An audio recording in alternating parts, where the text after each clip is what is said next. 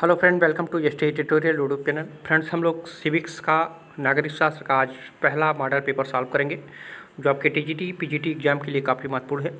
और इसके पहले का सभी प्रैक्टिस सेट आप सॉल्व करना चाहते हैं तो वहाँ पे प्लेलिस्ट में आपको मिल जाएगा, जो आपके एग्जाम के दृष्टि से बनाया गया है।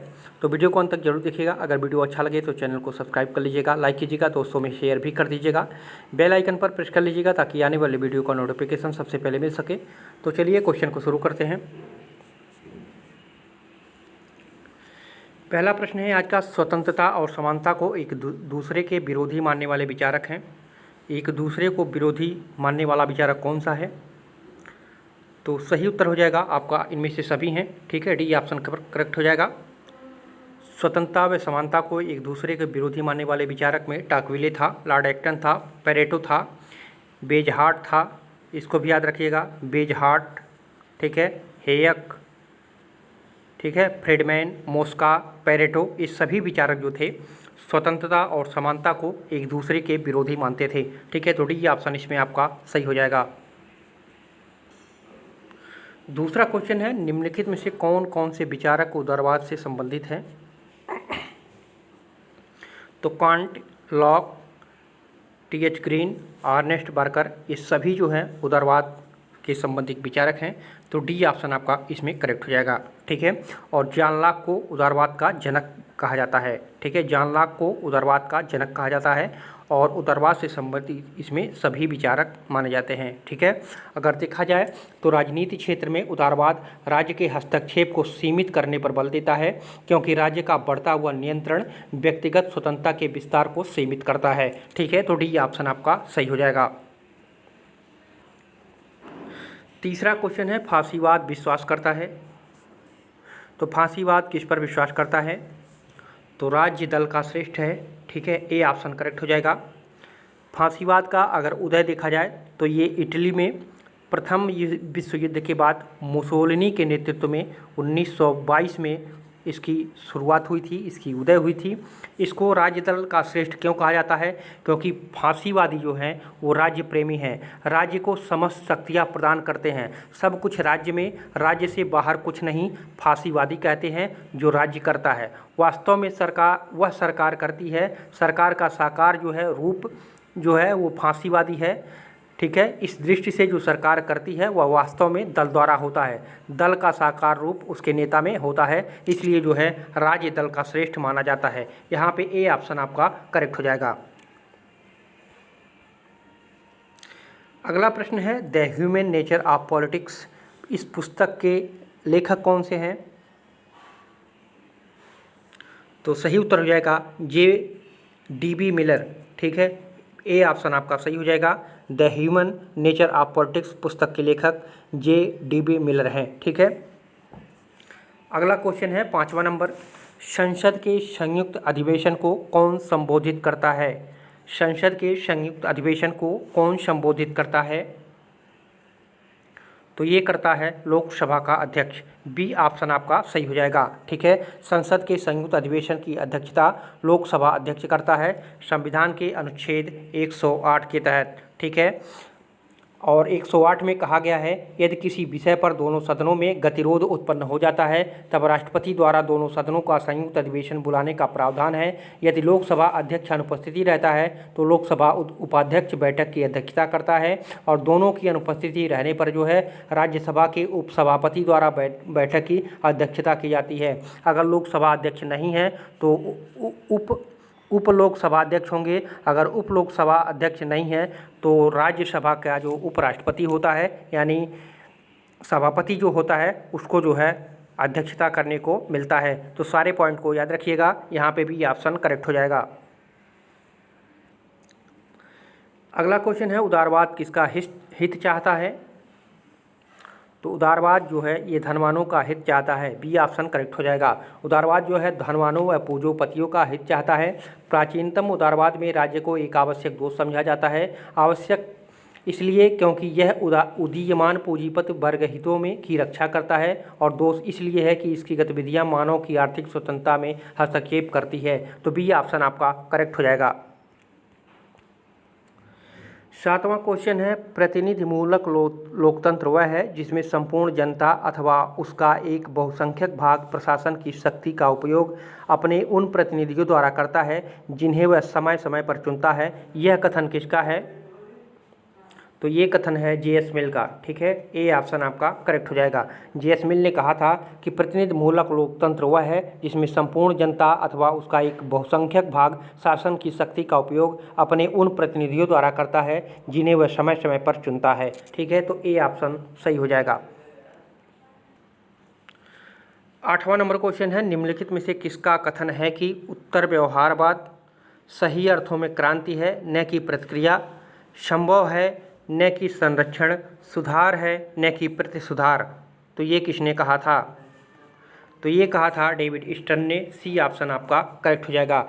डेविड स्टर्न का कहना था कि उत्तर व्यवहार सही अर्थों में क्रांति है न कि प्रतिक्रिया है, संभव है न कि संरक्षण है, सुधार है न कि प्रतिसुधार है। डेविड स्टर्न को उत्तर व्यवहारवादी क्रांति का उद्घोषक या जनक कहा जाता है। उसने उत्तर व्यवहारवाद को एक सकारात्मक आंदोलन माना है। तो यहाँ पे सी ऑप्शन आपका करेक्ट हो जाएगा। अगला प्रश्न है 9वां नंबर, भारत के संविधान के किस भाग और अनुच्छेद में मौलिक कर्तव्यों का उल्लेख किया गया है?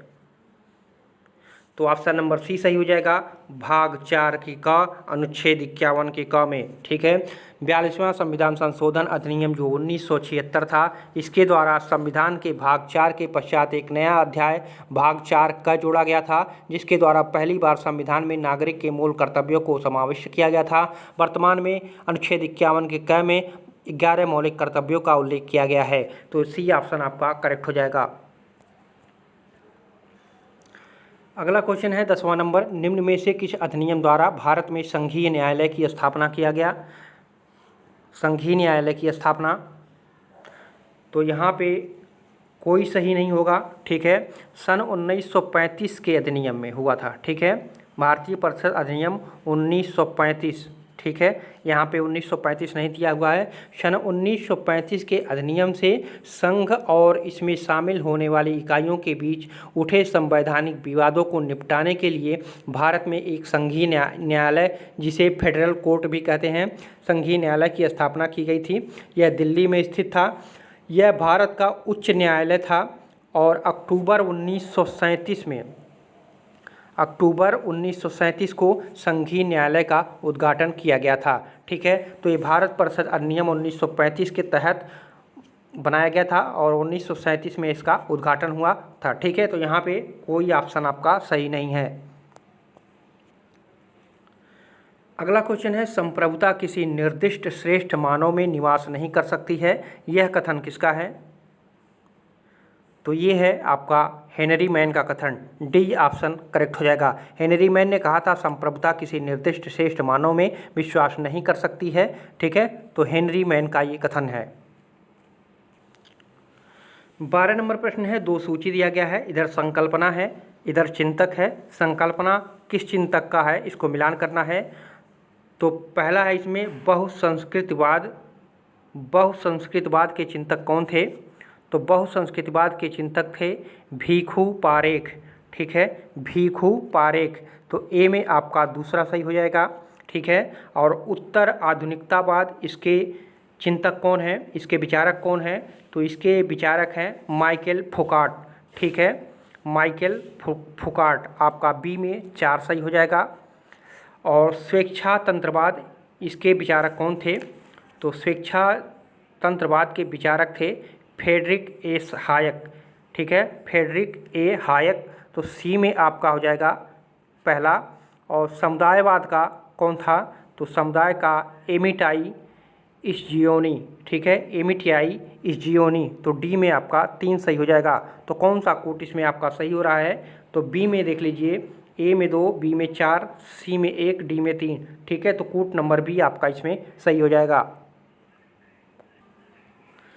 13वां नंबर क्वेश्चन है, निम्न में से कौन उग्र आदर्शवादी है? उग्र आदर्शवादी पूछ रहा है। तो ए ऑप्शन आपका सही हो जाएगा, हीगल। हीगल के साथ साथ एक और याद कर लीजिएगा, कांट। हीगल कांट को जो है, हीगल और कांट को दोनों को उग्र आदर्शवादी दार्शनिक कहा जाता है। हीगल राज्य को ईश्वरीय संस्था बताते हुए ईश्वर की भांति सर्वशक्तिमान घोषित करता है, जबकि ये ग्रीन हो गए, ब्रेडले हो गए और बोसांके हो गए, ये नम्र आदर्शवादी विचारक थे। ये सभी राज्य को एक नैतिक संस्था कहते थे जो लोगों की सामाजिक प्रवृत्ति के अनुकूल होती थी। ठीक है, तो यहाँ पे ए ऑप्शन आपका सही हो जाएगा। 14वां नंबर क्वेश्चन है, रक्त संबंध से समाज और समाज से राज्य की उत्पत्ति हुई है, यह कथन किसका है? तो ये कथन है मैकाइवर का। डी ऑप्शन करेक्ट हो जाएगा। रक्त संबंध से समाज और समाज से राज्य की उत्पत्ति हुई है, कथन मैकाइवर का है। मैकाइवर एक बहुलवादी विचारक था, इसको भी याद रखिएगा, बहुलवादी विचारक था, बहुलवादी विचारक था। ठीक है, तो डी ऑप्शन करेक्ट हो जाएगा। अगला क्वेश्चन है 15 नंबर, समान कार्य के लिए समान वेतन भारत के संविधान में सुनिश्चित किया गया, एक किसके द्वारा? तो एक राज्य के नीति निर्देशक सिद्धांतों का अंग के द्वारा। ठीक है, सी बी ऑप्शन आपका करेक्ट हो जाएगा। समान कार्य के लिए समान वेतन भारत के संविधान में सुनिश्चित किया गया, राज्य के नीति निर्देशक सिद्धांतों का एक अंग माना जाता है। अनुच्छेद 39 के घ में, अनुच्छेद 39 के घ में यह प्रावधान करता है कि पुरुष और स्त्री दोनों का समान कार्य करने के लिए समान वेतन होना चाहिए। ठीक है, तो ए बी ऑप्शन आपका करेक्ट हो जाएगा। 16 नंबर क्वेश्चन है, the philosophical theory of state किसकी कृति है, किसकी रचना है? तो डी ऑप्शन करेक्ट हो जाएगा, बोसांके की रचना है। The philosophical theory of state Bosanquet की रचना है। हीगल की एक मुख्य पुस्तक है फिलासफी ऑफ राइट, इसको भी याद रखिएगा, फिलासफी ऑफ राइट। ठीक है, इसको भी याद रखिएगा, यहाँ पे डी ऑप्शन करेक्ट हो जाएगा। 17 नंबर क्वेश्चन है, प्रस्तावना में प्रतिस्थापित समानता, स्वतंत्रता और बंधुता के आदर्श की प्रेरणा कहाँ से ली गई है? तो सही उत्तर हो जाएगा आपका फ्रांसीसी क्रांति से ली गई है, सी ऑप्शन आपका करेक्ट हो जाएगा। प्रस्तावना में प्रतिस्थापित समानता, स्वतंत्रता और बंधुत्व के आदर्श की प्रेरणा फ्रांस की क्रांति से ली गई है। समानता, स्वतंत्रता और बंधुत्व का नारा फ्रांस की क्रांति की देन है। फ्रांस की क्रांति जो हुई थी 1789 में लुईस 16वें के शासनकाल में हुआ था। ठीक है, लुईस 16वें के शासनकाल में 1789 ईस्वी में फ्रांस की क्रांति हुई थी, तो सी ऑप्शन करेक्ट हो जाएगा। 18 नंबर क्वेश्चन है, राज्य की उत्पत्ति के शक्ति के सिद्धांत की आलोचना के संबंध में यह कथन किसका है कि शक्ति केवल डाकुओं के गिरोह का संगठन कर सकती है, राज्य का नहीं? तो ये कथन किसका था? तो ये जिनबोदा का था, सी ऑप्शन आपका करेक्ट हो जाएगा। बोदा ने राज्य की उत्पत्ति के शक्ति के सिद्धांत की आलोचना में कहा है कि शक्ति केवल डाकुओं के गिरोह का संगठन कर सकती है, राज्य का नहीं। अगला क्वेश्चन है, अभी तक राष्ट्रीय आपातकाल कितनी बार घोषित किया गया है? राष्ट्रीय आपातकाल कितनी बार घोषित किया गया है? तो सी उत्तर सही हो जाएगा, 3 बार। ठीक है, 3 बार अभी तक राष्ट्रीय आपात घोषित किया गया है। एक 1962 में चीन आक्रमण के कारण 26 अक्टूबर 1962 को घोषित किया गया था। दूसरा था 3 दिसंबर 1971 में पाकिस्तान के साथ संघर्ष के कारण, और तीसरा था आंतरिक अशांति के आधार पर 44वें संविधान संशोधन जो 1978 द्वारा यह आधार समाप्त कर दिया गया था, तब जो है हुआ था राष्ट्रीय आपातकाल। तो कुल मिलाकर के जो है 3 बार अभी तक राष्ट्रीय आपातकाल घोषित हो चुका है, तो सी ऑप्शन आपका करेक्ट हो जाएगा। अगला क्वेश्चन है 20वां नंबर, स्वनिर्माण का सिद्धांत दुधारी तलवार है। स्वनिर्माण का सिद्धांत दुधारी तलवार है, यह किसने कहा था? तो ये कहा था लॉर्ड कर्जन ने, बी ऑप्शन आपका करेक्ट हो जाएगा। स्वनिर्माण का सिद्धांत दुधारी तलवार है, यह कथन लॉर्ड कर्जन का है। उन्होंने 1923 के लुसाने पीस कॉन्फ्रेंस में स्वनिर्णय के अधिकार की आलोचना करते हुए यह कहा था। ठीक है, तो यहाँ पे बी ऑप्शन करेक्ट हो जाएगा। 21वां नंबर है, जब समाज वर्गों में विभाजित हो जाता है तब राज्य का आविर्भाव होता है, और राज्य का प्रमुख उद्देश्य एक वर्ग का दूसरे वर्ग के ऊपर आर्थिक शोषण के हेतु आधिपत्य बनाए रखना है। यह कथन किसका है? तो ये कथन है कार्ल मार्क्स का। ठीक है, डी ऑप्शन करेक्ट हो जाएगा। कार्ल मार्क्स कहता है जब समाज वर्गों में विभाजित हो जाता है तब राज्य का आविर्भाव होता है, और राज्य का प्रमुख उद्देश्य एक वर्ग का दूसरे वर्ग के ऊपर आर्थिक शोषण हेतु आधिपत्य बनाए रखना है। ठीक है, तो डी ऑप्शन आपका करेक्ट हो जाएगा। अगला क्वेश्चन है, जब किसी प्रदेश पर 2 या 2 से अधिक राज्यों का अधिकार होता है तो वह कहलाता है, तो सहराज्य कहलाता है। ए ऑप्शन करेक्ट हो जाएगा। जब किसी प्रदेश पर 2 या 2 से अधिक राज्यों का अधिकार होता है तो वह सहराज्य कहलाता है। आधुनिक राज्य में यह दुर्बल राज्य जिसे किसी दूसरे सबल राज्य ने संरक्षण में लिया हो तो संरक्षित राज्य कहलाता है। ठीक है, संरक्षित राज्य कौन कहलाता है? आधुनिक राज्य में वह दुर्बल राज्य जिसे किसी दूसरे सबल राज्य ने अपने संरक्षण में ले लिया हो उसे संरक्षित राज्य कहते हैं। और जब किसी प्रदेश पर 2 या 2 से अधिक राज्यों का अधिकार होता है तो उसे सहराज्य कहते हैं। ठीक है, तो दोनों को याद रखिएगा। ए ऑप्शन करेक्ट हो जाएगा। 23 नंबर क्वेश्चन है, स्वराज दल की स्थापना का मुख्य मुद्दा क्या था? तो काउंसलिंग प्रवेश था। सी ऑप्शन करेक्ट हो जाएगा। स्वराज दल की स्थापना का मुख्य मुद्दा काउंसलिंग में प्रवेश में था। ठीक है, स्वराज दल की स्थापना जो हुई थी वो 1923 में चित्तरंजन दास और मोतीलाल नेहरू ने की थी। चित्तरंजन दास इसके अध्यक्ष तथा मोतीलाल नेहरू इसके महासचिव थे। स्वराजवादियों ने 1923 के चुनाव में भाग लिया तथा केंद्रीय विधान परिषद में 101 निर्वाचित स्थानों में से इन्हें 42 स्थान मिले। बंगाल तथा मध्य प्रांत में इन्हें बहुमत प्राप्त हुई थी। ठीक है, तो यहाँ पे सी ऑप्शन करेक्ट हो जाएगा। अगला क्वेश्चन है, भारत में पंचायती राज व्यवस्था को द्विस्तरीय बनाने का सुझाव किस समिति ने दिया? द्विस्तरीय पूछ रहा है, तो द्विस्तरीय यानी आपका अशोक मेहता।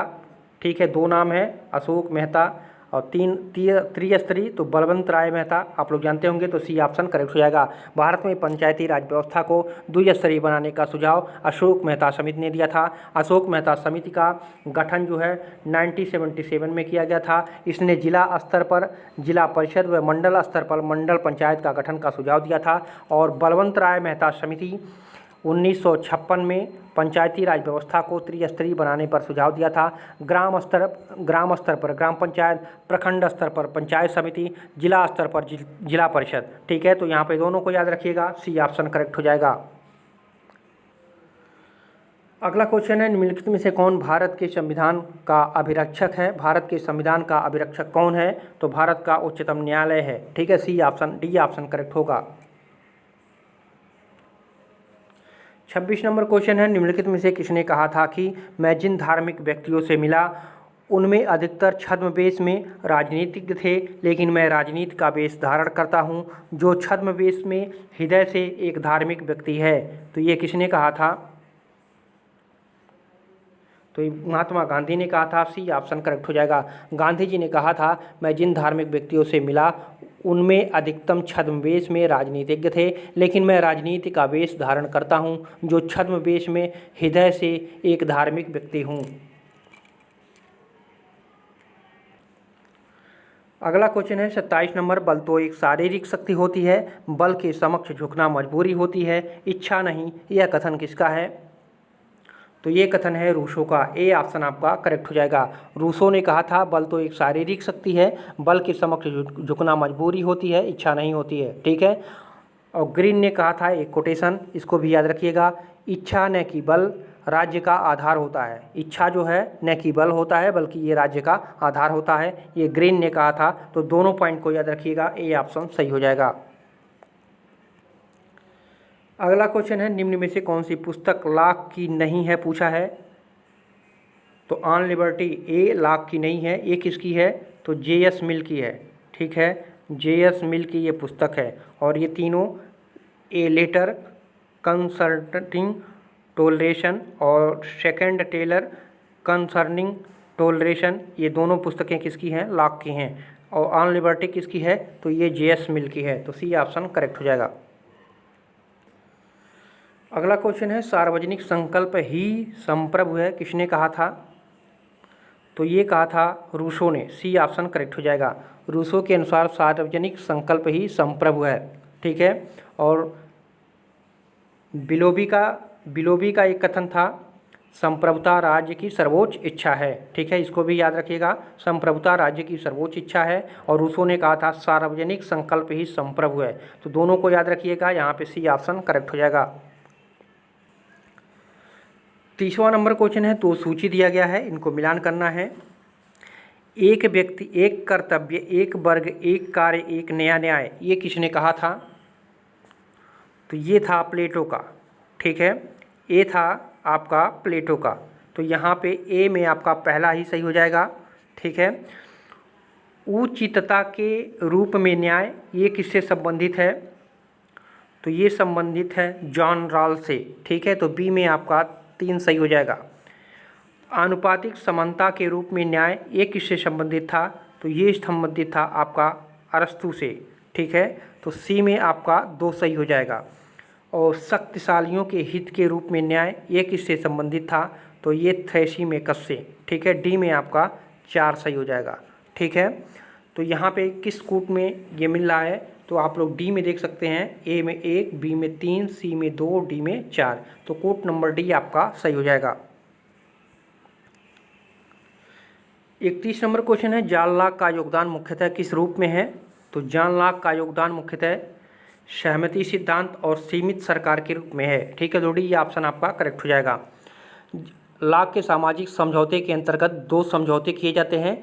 पहले से राज्य का निर्माण होता है और दूसरे से सरकार का जो है गठन किया जाता है। लॉक का समझौता एक सर्वसम्मत समझौता है जो इन इच्छा और सहमति पर आधारित है। लॉक का मानना है कि सहमति ही विश्व में प्रत्येक वैध सरकार का निर्माण करती है। लॉक की सरकार सीमित होती है और उसकी शक्तियों पर जनता का नियंत्रण रहता है। अतएव कहा जाए तो यदि सरकार निश्चित कार्य को पूरा करने की दिशा में कार्य न करे तो शासक की नियुक्ति करने वाली जनता विद्रोह करके उसे पदच्युत कर सकती है। इस प्रकार हम कह सकते हैं लॉक ने जनता की सहमति पर आधारित वैधानिक शासन संबंधी सिद्धांत का प्रतिपादन किया था। तो वहाँ पे सहमति भी थी और सीमित सरकार भी थी। तो यही जॉन लॉक के योगदान का मुख्यतः रूप माना जाता है। तो डी ऑप्शन आपका करेक्ट हो जाएगा। अगला क्वेश्चन है, आप लोग वीडियो को ज़्यादा से ज़्यादा शेयर कर दिया कीजिए, वीडियो को लाइक भी कर दिया कीजिए। और ठीक है, कमेंट में आप लोग कुछ वीडियो के बारे में ज़रूर अवश्य अपना दिशा निर्देश दें। ठीक है, अगला क्वेश्चन है, सीमाओं के भीतर हम अपने न्यायाधीशों का आदर करते हैं पर कोई न्यायाधीश अथवा कोई न्यायालय अपने को व्यवस्थापिका का तीसरा सदन नहीं बन सकता। यह विचार किसका है? तो ये विचार है जवाहरलाल नेहरू का। ठीक है, जवाहरलाल नेहरू ने कहा था कि सीमाओं के भीतर हम अपने न्यायाधीशों का आदर करते हैं पर कोई न्यायाधीश अथवा कोई न्यायालय अपने को व्यवस्थापिका का तीसरा सदन नहीं बना सकता। ठीक है, तो यहाँ पे ए ऑप्शन आपका करेक्ट हो जाएगा। अगला क्वेश्चन है, संघ लोक सेवा आयोग का प्रधान कौन होता है? तो एक अध्यक्ष होता है। ठीक है, बी ऑप्शन करेक्ट हो जाएगा। संघ लोक सेवा आयोग का प्रधान जो है संघ लोक सेवा आयोग का अध्यक्ष होता है। इसकी नियुक्ति कौन करता है? तो इसकी नियुक्ति राष्ट्रपति करता है। ठीक है, तो यहाँ पे बी ऑप्शन करेक्ट हो जाएगा। अगला क्वेश्चन है 34 नंबर, संविधान के प्रकार है, देश का नाम है, किस संविधान से लिया गया है? ये मिलान करना है। तो संसदीय, परिसंघीय, गणतंत्रीय व्यवस्था किस देश के संविधान से संबंधित है? तो ये है संसदीय, परिसंघीय, गणतंत्रीय। ये कहाँ से है? तो ये भारत का है। ठीक है, ए में आपका 4 हो जाएगा। और अध्यक्षीय, परिसंघीय, गणतंत्रीय ये कहाँ का है? तो ये संयुक्त राज्य अमेरिका का है। ठीक है, तो बी में आपका 3 सही हो जाएगा। संसदीय, एकात्मक और राजतंत्रीय ये कहाँ का है? तो ये यूनाइटेड किंगडम का है, यूके का है। तो सी में आपका 1 सही हो जाएगा। संसदीय, सह अध्यक्षीय, एकात्मक और गणतंत्रीय ये कहाँ का है? तो ये फ्रांस का है। ठीक है, तो डी में आपका कौन सा सही हो जाएगा? 2 सही हो जाएगा। तो 4, 3, 1, 2 किस में है? तो 4, 3, 1, 2 कूट नंबर ए आपका इसमें सही हो जाएगा। 35 नंबर क्वेश्चन है, लोकमत तैयार करने की सबसे शक्तिशाली एजेंसी कौन सी है? तो ये है चुनाव। ठीक है, ए ऑप्शन करेक्ट हो जाएगा। लोकमत तैयार करने की सबसे शक्तिशाली एजेंसी चुनाव है। जनमत, इसे लोकमत भी कहा जाता है, लोकतंत्र का दर्पण होता है। यह लोकतांत्रिक राज्य में लोकतांत्रिक प्रणाली के लिए अनिवार्य आधार का कार्य करता है। जनमत निर्माण के अनेक साधन एवं विधियाँ होती हैं। जनमत निर्माण के कौन कौन से साधन हैं? समाचार पत्र हो गया, रेडियो हो गया, सिनेमा हो गया। ठीक है, और अन्य संचार साधन हो गए। ये सभी जो है क्या हैं? जनमत के साधन हैं। ठीक है, तो यहाँ पे ए ऑप्शन आपका करेक्ट हो जाएगा। अगला क्वेश्चन है, निम्न में से किसका कथन है आर्थिक समानता के बिना राजनीतिक स्वतंत्रता मिथक है अर्थात व्यर्थ है? तो ये किसका कथन था? तो ये लास्की का कथन था। ए ऑप्शन करेक्ट हो जाएगा। लास्की ने कहा था आर्थिक समानता के बिना राजनीतिक स्वतंत्रता मिथक है। अगला क्वेश्चन है न्यायिक समीक्षा की अभिकल्पना कहाँ के संविधान से ली गई है। न्यायिक समीक्षा की अभिकल्पना ये कहाँ के संविधान से लिया गया है, तो ये यूएसए से। सी ऑप्शन आपका करेक्ट हो जाएगा। न्यायिक समीक्षा की अभिकल्पना अमेरिका के संविधान से ली गई है। इसके अलावा अमेरिका के संविधान से अगर देखें तो कौन कौन से लिए गए हैं, तो ये मौलिक अधिकार हो गया, उपराष्ट्रपति का पद हो गया, निर्वाचित राष्ट्रपति और महाभियोग हो गया, वित्तीय जैसे आपात हो गए, ये सभी कहाँ से लिए गए हैं, तो यूएसए के संविधान से लिया गया है। तो यहाँ पे सी ऑप्शन आपका करेक्ट हो जाएगा। अगला क्वेश्चन है सोशलिज्म एंड डेमोक्रेसी निम्न में से किसकी कृति है, ये किसकी पुस्तक है, तो ये है शुम्पेटर की। बी ऑप्शन करेक्ट हो जाएगा। ठीक है, सोशलिज्म एंड डेमोक्रेसी जो है ये शुम्पेटर की रचना है। ठीक है, और जेम्स मैडिसन का एक पुस्तक पूछता है, इनका था फेडरलिस्ट। इसको भी याद रखिएगा। ठीक है, यहाँ भी ऑप्शन करेक्ट हो जाएगा। अगला क्वेश्चन है 39 नंबर, भारत के राजनीतिक दल को मान्यता प्रदान की जाती है किसके द्वारा। राजनीतिक दल को मान्यता प्रदान की जाती है किसके द्वारा, तो ये चुनाव आयोग के द्वारा। ठीक है, ए ऑप्शन करेक्ट हो जाएगा। भारत के राजनीतिक दलों को मान्यता चुनाव आयोग के द्वारा लोक प्रतिनिधित्व अधिनियम 1991 के तहत जो है प्रदान की जाती है। यदि कोई संस्था या संघ जो कि स्वयं को राजनीतिक दल कहता है और लोक प्रतिनिधित्व अधिनियम 1951 अर्थात राजनीतिक दलों के पंजीकरण के संबंध में जो है भाग 4 के उपबंधों का लाभ उठाने का इच्छुक है, तो उससे अपेक्षा की जाती है कि वह स्वयं को भारत के निर्वाचन आयोग के साथ पंजीकृत कराए। ठीक है, तो ये आपका सही हो जाएगा ऑप्शन नंबर ए। अगला क्वेश्चन है नागरिक समता का आशय है, तो नागरिक समता क्या क्या आशय है, कानून के समक्ष समानता। ठीक है, ए ऑप्शन सही हो जाएगा। नागरिक समानता का आशय है सभी व्यक्ति को कानूनी रूप से समान अधिकार प्राप्त हो, अर्थात कानून के समक्ष सभी व्यक्ति समान हो। इस समानता के अंतर्गत कानून किसी भी व्यक्ति को जाति, धर्म, नस्ल, वंश, लिंग के आधार पर कोई भेदभाव नहीं करता है। तो ए ऑप्शन सही हो जाएगा। 41 नंबर क्वेश्चन है भारत के मूल संविधान में कितनी अनुसूचियाँ थीं। मूल संविधान में पूछ रहा है, तो 8 अनुसूचियाँ थी। ठीक है, भारत के मूल संविधान में 8 अनुसूचियाँ शामिल थीं। 9वीं, 10वीं, 11वीं, 12वीं अनुसूची को बाद में संविधान में जोड़ा गया था। वर्तमान में भारतीय संविधान में अनुसूचियाँ 12 हो गई हैं। ठीक है, तो मूल संविधान में 8 थी और वर्तमान में कितना है, वर्तमान में 12 है। अगला क्वेश्चन है 42 नंबर, निम्नलिखित में से कौन सही सुमेलित है। तो चौथी अनुसूची राज्यसभा में सीटों का बंटवारा से संबंधित है, ये बिल्कुल सही है। ठीक है, 7वीं अनुसूची भाषाएं से नहीं है। 7वीं अनुसूची किससे संबंधित है, तो संघ, राज्य व समवर्ती सूची से। ठीक है, संघ, राज्य व समवर्ती सूची से संबंधित है। ठीक है, और 8वीं अनुसूची, तो ये गलत हो गया आपका। 8वीं अनुसूची किससे संबंधित है, तो संघ, राज्य व समवर्ती सूची से, तो ये नहीं, ये भाषा से संबंधित है। ठीक है, ये भाषा से है। देखिए ऊपर नीचे दिया हुआ है, आप लोग मिलान कीजिएगा। ठीक है, 9वीं सूची किससे है, तो ये भी गलत हो गया है। 9वीं अनुसूची किससे है, तो 9वीं अनुसूची है आपका किससे है, तो दल बदल के आधार पर अयोग्यता, ये भी नहीं है। 9वीं अनुसूची है किससे, ये भूमि सुधार से है। ठीक है, भूमि सुधार से है। तो यहाँ पे कौन सही सुमेलित था, केवल ए। ठीक है, और बाकी तीनों गलत थे।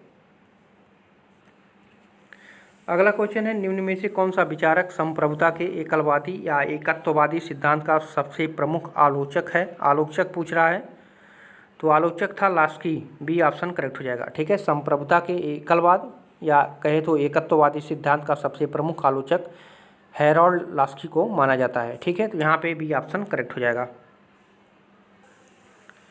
अगला क्वेश्चन है 44 नंबर, सामाजिक समझौता सिद्धांत के अनुसार राज्य एक मानवकृत संस्था है। ठीक है, बी ऑप्शन करेक्ट हो जाएगा। सामाजिक समझौता सिद्धांत के अनुसार जो है राज्य एक मानवकृत संस्था है। सामाजिक समझौते के सिद्धांत के अनुसार जो है, तो यहाँ पे बी ऑप्शन आपका करेक्ट हो जाएगा। 45 नंबर क्वेश्चन है 73वें संविधान संशोधन की विशेषता नहीं है, तो महिलाओं को 2/3 आरक्षण, ये नहीं है। ठीक है, 73वें संविधान संशोधन की विशेषता में नहीं में है महिलाओं को 2/3 भाग आरक्षण। ठीक है, ये गलत है। संविधान के 73वें संविधान संशोधन द्वारा जो है पंचायती राज संस्थाओं को संवैधानिक मान्यता प्रदान की गई थी और इसे जो है 24 अप्रैल 1993 में लागू किया गया था। ठीक है, 73वें संविधान संशोधन की प्रमुख विशेषता थी, इसमें महिलाओं का जो स्थान दिया गया था तो 1/3 था। ठीक है, 2/3 नहीं था बल्कि 1/3 था। ठीक है, तो यहाँ पे डी ऑप्शन करेक्ट हो जाएगा। अगला क्वेश्चन है, निम्न में से भारत का राष्ट्रपति किसकी नियुक्ति नहीं करता है? तो उपराष्ट्रपति की नियुक्ति नहीं करता है। ठीक है, भारत का राष्ट्रपति जो है उपराष्ट्रपति की नियुक्ति नहीं करता है। उपराष्ट्रपति का निर्वाचन होता है जिसका प्रावधान किया गया है अनुच्छेद 66 में दिया गया है।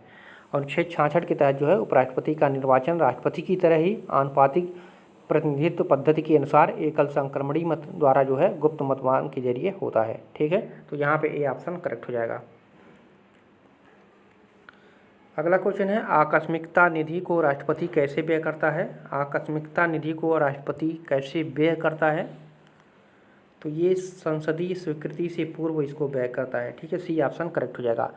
आकस्मिकता निधि को राष्ट्रपति संसदीय स्वीकृति से पूर्व व्यय कर सकता है, ये कहा गया है अनुच्छेद 267 में। ठीक है, इसके अनुसार कहा गया है कि यह प्रत्याशित व्यय को पूरा करने के लिए संसद भारत की आकस्मिकता निधि स्थापित कर सकता है। यह फंड भारत की आकस्मिकता निधि अधिनियम 1950 नामक कानून द्वारा स्थापित किया गया था और यह निधि राष्ट्रपति के जिम्मे है और इस निधि से जो है किसी विनियोजन के लिए संसद के पूर्व अनुमोदन की आवश्यकता नहीं होती है।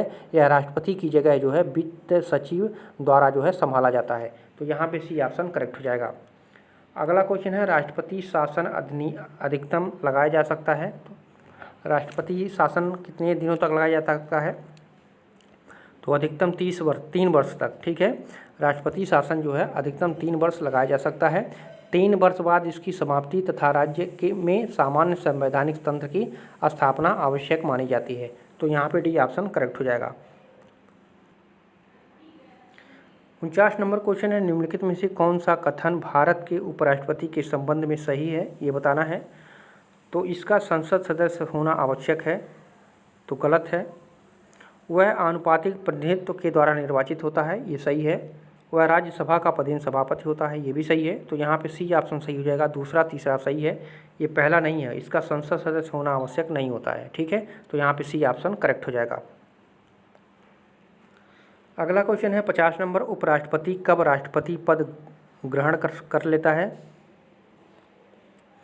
तो राष्ट्रपति की मृत्यु होने पर यह भी हो सकता है, राष्ट्रपति के बीमार होने पर यह भी हो सकता है, राष्ट्रपति का पद रिक्त होने तथा राष्ट्रपति की अनुपस्थिति होने पर यह भी हो सकता है। तो डी ऑप्शन आपका सही हो जाएगा। ठीक है, 51 नंबर क्वेश्चन है, यदि भारत के प्रधानमंत्री संसद के उच्च सदन के सदस्य हैं तो वे अविश्वास प्रस्ताव की स्थिति में अपने पक्ष में वोट नहीं कर सकेंगे। ठीक है, ए ऑप्शन आपका करेक्ट हो जाएगा। यदि भारत में प्रधानमंत्री संसद के उच्च सदन, जिसे राज्यसभा कहते हैं, के सदस्य हैं तो वे अविश्वास प्रस्ताव की स्थिति में अपने पक्ष में वोट नहीं कर सकते हैं। इसको ध्यान रखिएगा, ए ऑप्शन करेक्ट हो जाएगा। 52 नंबर क्वेश्चन है, भारत में बनती प्रत्यक्षीकरण आदेश जारी करने का अधिकार है, तो किसको है? तो ये उच्च एवं उच्चतम न्यायालय को, डी ऑप्शन करेक्ट हो जाएगा। ठीक है, भारत में बनती प्रत्यक्षीकरण आदेश जारी करने का अधिकार जो है उच्च न्यायालय एवं उच्चतम न्यायालय दोनों को है। अनुच्छेद 32 के तहत जो है सुप्रीम कोर्ट यानी सर्वोच्च न्यायालय और अनुच्छेद 226 के तहत जो है हाई कोर्ट, ठीक है, यानी उच्च न्यायालय को मौलिक अधिकारों को रक्षा के लिए जो है रिट जारी कर सकता है। तो यहाँ पे डी ऑप्शन करेक्ट हो जाएगा। अगला क्वेश्चन है, भारतीय संविधान के अंतर्गत संघ व राज्यों के बीच शक्तियों का विभाजन किसकी प्रेरणा पर आधारित है? तो ये कनाडा के संविधान से लिया गया है। ठीक है, भारतीय संविधान के अंतर्गत जो है संघ व राज्यों के बीच शक्तियों का विभाजन कनाडा के संविधान पर आधारित है। और कनाडा के संविधान से जो है और क्या क्या लिया गया है? तो संघात्मक विशेषताएं लिया गया है, अवशिष्ट शक्तियां लिया गए हैं जो केंद्र के पास हैं, राज्यपाल की नियुक्ति विषयक प्रक्रिया है, संघ व राज्यों के बीच शक्ति विभाजन विषय, ये सभी विषय जो है कनाडा के संविधान से लिए गए हैं। तो यहाँ पे भी ऑप्शन करेक्ट हो जाएगा। 54 नंबर क्वेश्चन है, मूल अधिकारों का निम्न में से कौन सा वर्ग अस्पृश्यता की समाप्ति को समाविष्ट करता है? तो ये समानता का अधिकार जो है, ठीक है, समानता का अधिकार जो है वो अस्पृश्यता की समाप्ति को समाविष्ट करता है। समानता का अधिकार जो है आपका 14 से लेकर के 18 तक वर्णित किया गया है और इसमें क्या है, सामाजिक समानता को और अधिक पूर्णता देने के लिए जो है अस्पृश्यता का निषेध किया गया है, ठीक है। भारतीय संविधान का जो अनुच्छेद 18 है इसके अनुसार अस्पृश्यता का अंत किया जाता है और उसका किसी भी रूप में आचरण निषिद्ध किया जाता है। अस्पृश्यता से उपजी किसी निर्योग्य को लागू करना अपराध होगा जो विधि के अनुसार जो है दंडनीय भी होगा, ठीक है। तो यहाँ पे बी ऑप्शन करेक्ट हो जाएगा। अगला क्वेश्चन है, मंत्रिपरिषद के सदस्य व्यक्तिगत रूप से उत्तरदायी होते हैं तो किसके प्रति? तो ये राष्ट्रपति के प्रति, ठीक है।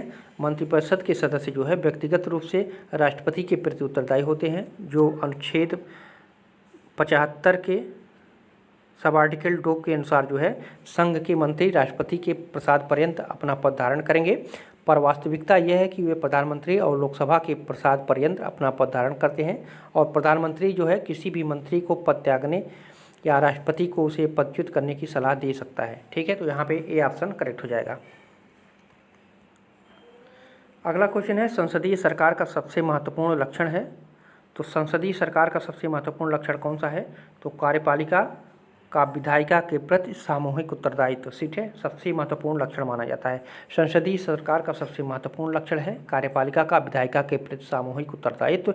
संसदीय शासन में कार्यपालिका विधायिका के प्रति उत्तरदायी होती है। इसमें व्यवस्थापिका और कार्यपालिका में घनिष्ठ संबंध पाया जाता है। इसे उत्तरदायी अथवा मंत्रिमंडलात्मक सरकार भी कहा जाता है, क्योंकि इसमें मंत्रिमंडल के पास सरकार की वास्तविक शक्तियाँ होती हैं और वह संसद के अधीन होती हैं। तो यहाँ पे बी ऑप्शन आपका करेक्ट हो जाएगा। अगला क्वेश्चन है, निम्नलिखित में से कौन सा कथन संविधान सभा के विषय में सत्य नहीं है? तो वह वयस्क मताधिकार पर आधारित नहीं थी, तो ये गलत है। नहीं, ये तो सही है। हाँ, वयस्क मताधिकार पर आधारित नहीं थी, सही है, ठीक है। वह प्रत्यक्ष निर्वाचन का परिणाम थी, तो ये भी सही है। वह बहुदलीय निकाय थी, ये गलत हो जाएगा। तो यहाँ पे पहला दूसरा आपका सही हो जाएगा। जुलाई 1946 में अगर देखा जाए, ठीक है, तो कैबिनेट मिशन योजना के अनुसार संविधान सभा के लिए चुनाव हुआ था और संविधान सभा के सदस्यों का चुनाव जो है अप्रत्यक्ष रूप से प्रांतीय विधानसभा के सदस्यों द्वारा किया गया था और संविधान सभा एक बहुदलीय निकाय था, ठीक है। और संविधान सभा ने अपने अनेक कार्य अपने अनेक समितियों के माध्यम से किया। इस प्रकार जो है पहला दूसरा आपका गलत है, ठीक है। अच्छा, गलत पूछा है, ठीक है, तो यहाँ पे ये भी गलत हो जाएगा, ये भी गलत हो जाएगा। यानी वह खाली बहुदलीय निकाय थी, ठीक है। तो कौन सा ऑप्शन सही हो जाएगा? वह प्रत्यक्ष, अच्छा ये गलत हो जाएगा, सॉरी, देखिए थोड़ा सा कन्फ्यूजन हो गया है। वह वयस्क मताधिकार पर आधारित नहीं थी, ये सही है। वह प्रत्यक्ष निर्वाचन का परिणाम थी, गलत है, ये अप्रत्यक्ष था, ठीक है। थोड़ा करेक्शन कीजिएगा, थोड़ा जल्दबाजी में गलती हो गया। और वह बहुदलीय निकाय थी, ठीक है। वह ये भी गलत है। इसमें सही कौन सा, रुकिए एक मिनट, इसमें देखिए कौन सा सत्य है, कौन सा सत्य नहीं है, ये पूछा है। तो ये वयस्क मताधिकार पर आधारित नहीं थी, ये सही नहीं है, तो ये हाँ, ठीक है, तो ये सही हो जाएगा। इस प्रश्न के अनुसार वह प्रत्यक्ष निर्वाचन की परिणाम थी, तो ये अप्रत्यक्ष थी, ये भी गलत है, यानी सही नहीं है। तो पहला दूसरा सही नहीं है, तो ए ऑप्शन आपका सही हो जाएगा, ठीक है।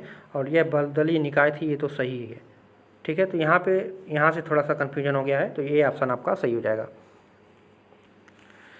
अगला क्वेश्चन है, डायसी के अनुसार संघात्मक शासन में दोहरी सरकार होनी चाहिए, ठीक है, ये ऑप्शन सही हो जाएगा। डायसी के अनुसार जो है एक संघात्मक शासन में दोहरी सरकार होनी चाहिए। संघात्मक शासन उस शासन प्रणाली को कहते हैं जिसमें राज्य शक्ति संविधान द्वारा केंद्र तथा संघ की घटक इकाइयों के बीच जो है विभाजित रहती है, ठीक है। तो संघात्मक राज्य में दो प्रकार की सरकारें होती हैं, एक संघीय या केंद्रीय सरकार जिसको कहते हैं और दूसरा राज्य या प्रांतीय सरकार जिसको कहते हैं, ठीक है। और दोनों की सत्ता जो है मौलिक होती है। इस प्रकार संघात्मक राज्य में दोहरी शासन व्यवस्था होती है। तो यहाँ पे ए ऑप्शन आपका करेक्ट हो जाएगा।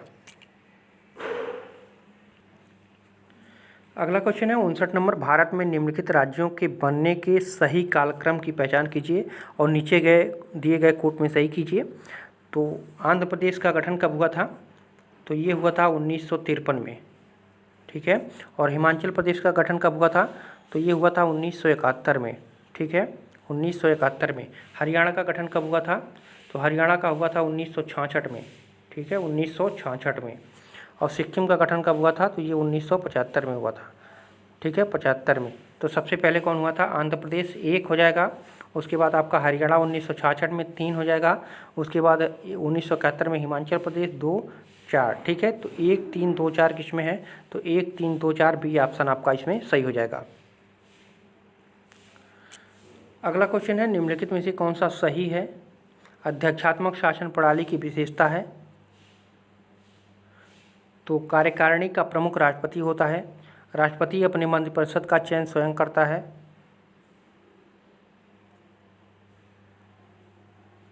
राष्ट्रपति व्यवस्थापिका को भंग नहीं कर सकता है, ठीक है। तो ये सभी सही हैं, ठीक है, अध्यक्षात्मक शासन प्रणाली में, ठीक है। तो यहाँ पे डी ऑप्शन करेक्ट हो जाएगा। अध्यक्षात्मक शासन प्रणाली में ये कहा जाता है कि राष्ट्रपति देश का प्रमुख होता है, वही सरकार का प्रमुख होता है। राष्ट्रपति का चुनाव आमतौर पर प्रत्यक्ष मतदान से होता है और विधायिका के प्रति जवाबदेह नहीं होता है। राष्ट्रपति मंत्रिपरिषद के सदस्यों का चुनाव स्वयं करता है, यद्यपि इन नियुक्तियों को स्वीकृति जो है सीनेट से प्राप्त किया जाता है। तो यहाँ पे डी ऑप्शन आपका करेक्ट हो जाएगा। अगला क्वेश्चन है 61 नंबर, संविधान का कौन सा अनुच्छेद दोष सिद्धि के संबंध में अभियुक्तों को दंड एवं स्व अभिशंसन से संरक्षण प्रदान करता है? तो ये है अनुच्छेद 20, ठीक है, डी ऑप्शन करेक्ट हो जाएगा। अनुच्छेद 20 में जो है अपराधों के लिए दोष सिद्ध के संबंध में संरक्षण प्रदान करता है, ठीक है। तो यहाँ पे डी ऑप्शन करेक्ट हो जाएगा। और अनुच्छेद 19 क्या है? तो अनुच्छेद 19 जो है वाक स्वतंत्रता आदि विषयक कुछ अधिकारों का संरक्षण करता है, ठीक है। तो अनुच्छेद 22 क्या है? अनुच्छेद 22 में जो है कुछ दशाओं में गिरफ्तारी और निषेध से संरक्षण है। और 21 क्या है? तो 21 में जो है प्राण एवं दैविक स्वतंत्रता से संबंधित है, ठीक है। तो यहाँ प्रश्न के अनुसार डी ऑप्शन करेक्ट हो जाएगा। अगला क्वेश्चन है डॉक्टर भीमराव अंबेडकर ने निम्न मौलिक अधिकारों में से किसे संविधान का हृदय और आत्मा कहा था? तो ये संवैधानिक उपचारों का अधिकार को, ठीक है, संवैधानिक उपचारों का अधिकार जो है अनुच्छेद 32 को जो है संविधान का हृदय एवं आत्मा कहा था। अगला क्वेश्चन है निम्नलिखित में से कौन सा आयोग संवैधानिक निकाय नहीं है? तो नीति आयोग जो है ये संवैधानिक निकाय नहीं है। नीति आयोग जो है ये संवैधानिक निकाय नहीं है, जबकि वित्त आयोग है ये अनुच्छेद 280, ठीक है। और संघ लोक सेवा आयोग अनुच्छेद 315, राष्ट्रीय अनुसूचित जाति आयोग जो है अनुच्छेद 338, ये जो है संवैधानिक निकाय है। लेकिन नीति आयोग जो है संवैधानिक निकाय नहीं है। तो यहाँ पे डी ऑप्शन करेक्ट हो जाएगा।